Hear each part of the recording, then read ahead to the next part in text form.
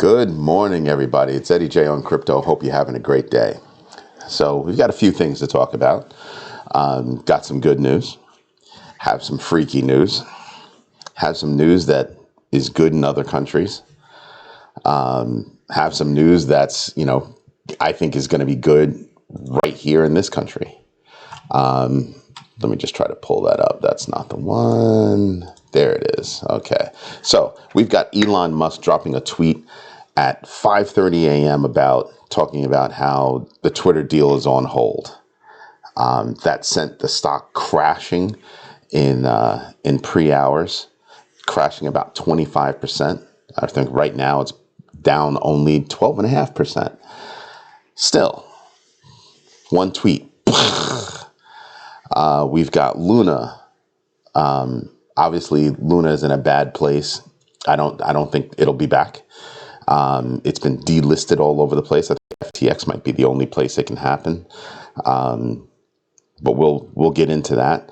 Germany making big moves, saying, "Listen, if you hodl for 1 year, you hold on to your crypto investment for 1 year, no tax." So they'll be publishing a sales tax booklet on that pretty soon.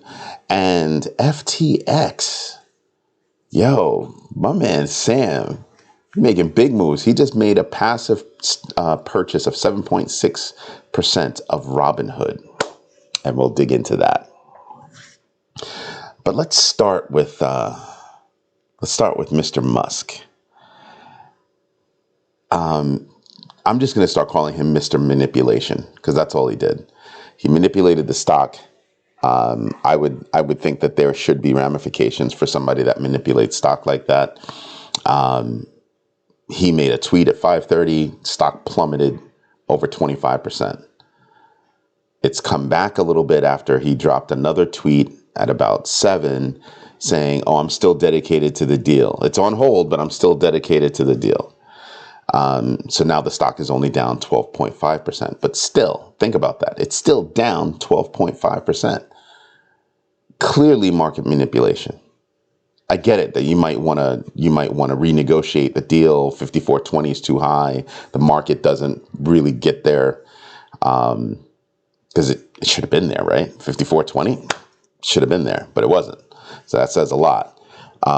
So you want to renegotiate. I totally get that, but manipulating the stock, that's a bit much. But we'll see how that plays out over time. We'll see what happens there. Now, Luna getting delisted and TerraForm Labs not being in a good place, obviously, that pretty much says the coin is done. So you can look at Luna, UST. I'm thinking that's pretty much deaded. And I was hot on Luna. I was like, wow, it's going places. And then everything just went, for lack of a better term, everything just went to shit. But here's something. Do Kwon, the CEO of TerraForm Labs, Luna, UST, Terra, he's fearing for his life. Somebody knocked on his door. An unknown person knocked on his door in South Korea, and he's fearing for his life right now. The shit just got real, right? I mean, wow, that's some serious ish right there. In better news, Germany. If you hold your crypto for 1 year, minimum of a year, you're not gonna have to pay tax on it when you sell it. That's pretty sweet.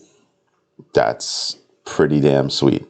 The reason for that is they've got a burgeoning crypto community there, and they're looking for the right kind of regulation, and there's the right kind of regulation. I mean, I get it.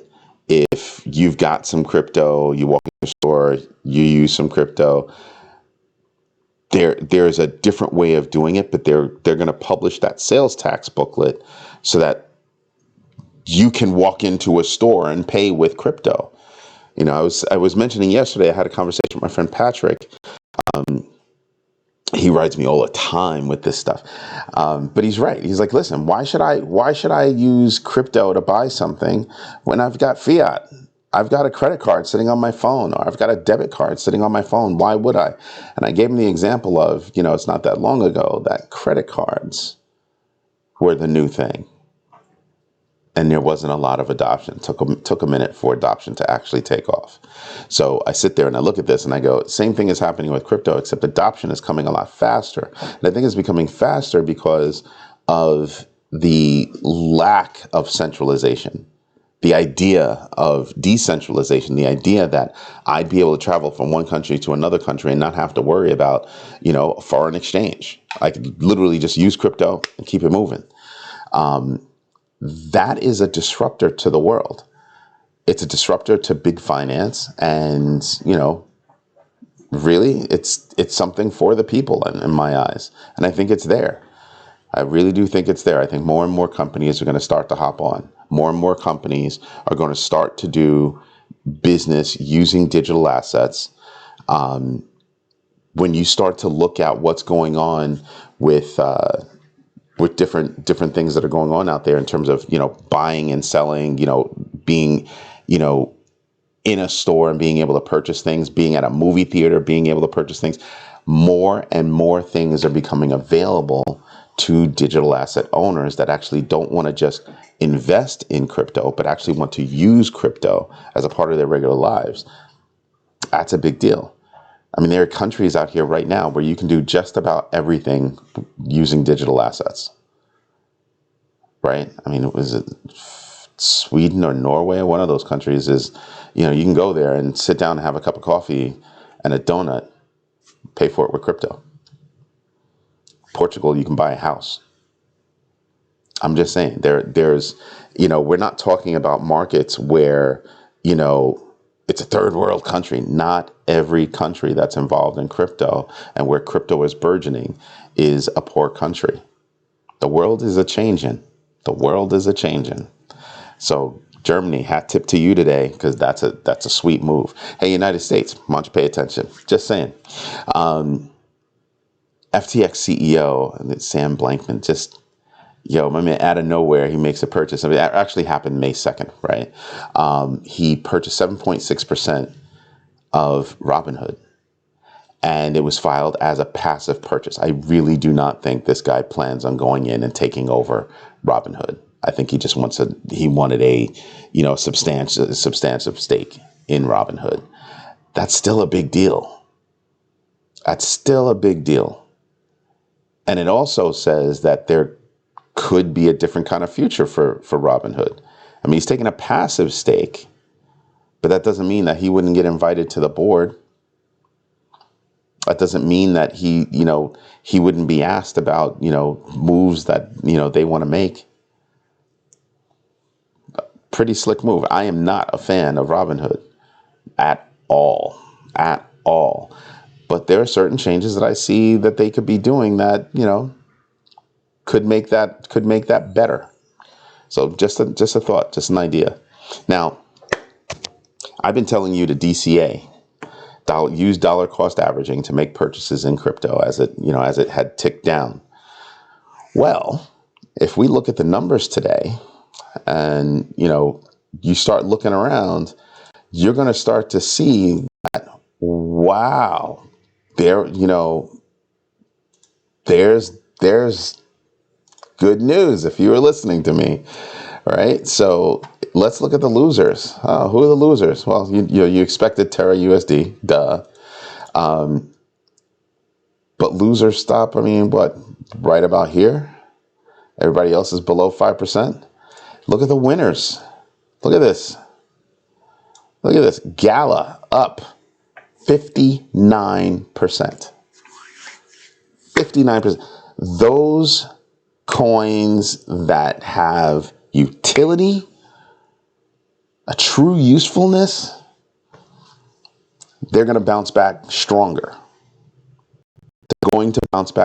Gala is one of my favorites. Harmony is another one that I like. I don't have any, but I'm interested in it. Look at it. Excuse me. It's up 48%. It's up 48%.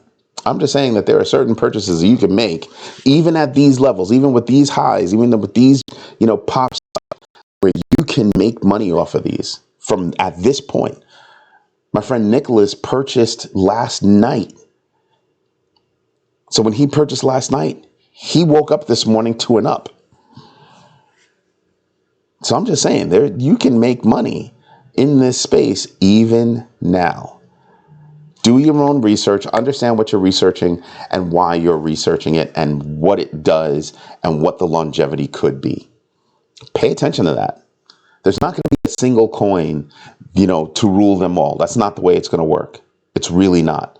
So understand the usefulness and utility of the projects that you want to purchase. I do. I tell my kids to. It's something to pay attention to. And that's how you can make money. Now, that's good on this side, but I have not taken a look to see, we're still down 109 billion, eking toward being, below 100 billion in total value locked. I think this is going to come back, though. I really do think this is going to come back. It's just going to have to be a stronger space, right? The whole DeFi landscape, that whole, we're going to give you, a million, percentage back.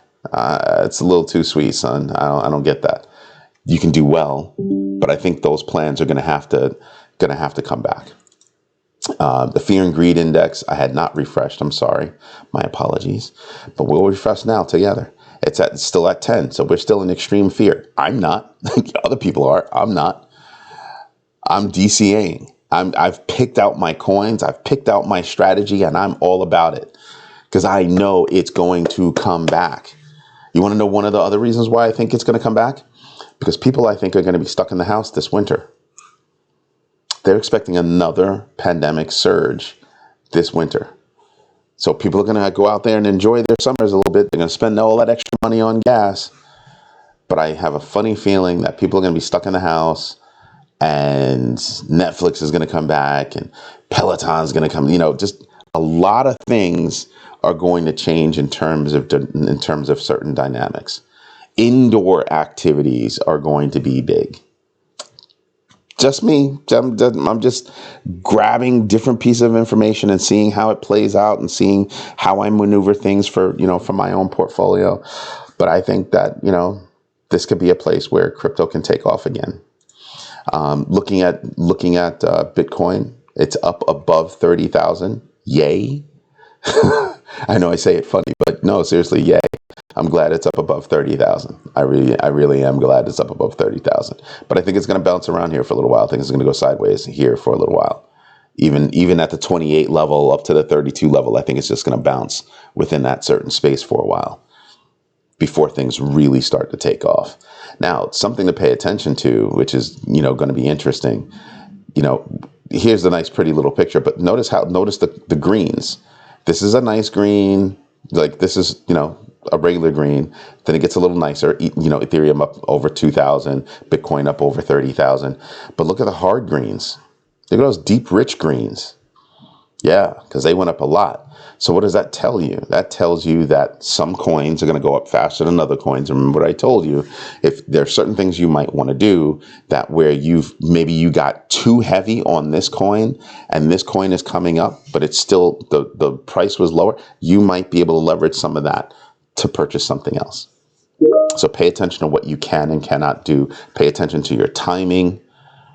Okay, pay attention to the news that's out there. That's why I keep telling everybody, do your own research.